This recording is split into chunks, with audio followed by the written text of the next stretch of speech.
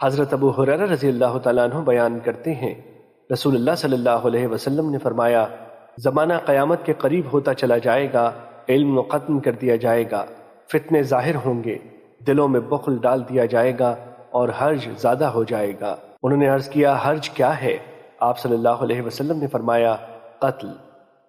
مشکوٰۃ المصابیح حدیث نمبر 5389۔ حضرت عمر رضی اللہ تعالیٰ عنہ بیان کرتے ہیں، رسول اللہ صلی اللہ علیہ وسلم نے فرمایا، اللہ کے بندوں میں سے کچھ ایسے لوگ بھی ہیں جو نہ تو انبیاء ہیں اور نہ شہداء، لیکن روز قیامت اللہ کے ہاں ان کے مقام و مرتبے پر انبیاء اور شہداء بھی رشک کریں گے۔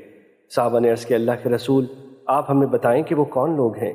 آپ نے فرمایا، وہ لوگ ہیں جو آپس میں نہ تو کسی رشتے ناطے کی وجہ سے محبت کرتے ہیں، نہ کسی مالی شراکت کی بنا پر، بلکہ وہ محض اللہ کے حکم اور قرآنی اتباع میں باہم محبت کرتے اور لین دین کرتے ہیں۔ اللہ کی قسم، ان کے چہرے چمکتے ہوں گے اور وہ نور کے ممبروں پر ہوں گے، اور جب دیگر لوگ خوف میں مبتلا ہوں گے تو وہ خوف زدہ نہیں ہوں گے، اور جب دیگر لوگ غم کا شکار ہوں گے تو وہ غم زدہ نہیں ہوں گے۔ پھر آپ صلی اللہ علیہ وسلم نے یہ آیت تلاوت فرمائی۔ ترجمہ: سن لو، بے شک اللہ کے دوستوں پر نہ کوئی خوف ہوگا اور نہ وہ غمگین ہوں گے۔ مشکوٰۃ المصابیح حدیث نمبر 5012۔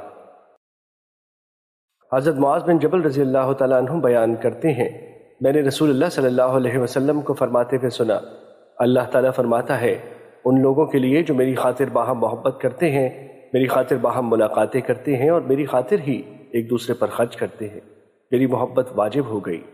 اور ترمذی کی روایت میں ہے، فرمایا، اللہ تعالیٰ فرماتا ہے، میری جلالت و عظمت کی خاطر باہم محبت کرنے والوں کے لیے نور کے ممبر ہیں، ان پر انبیاء اور شہداء بھی رشک کریں گے۔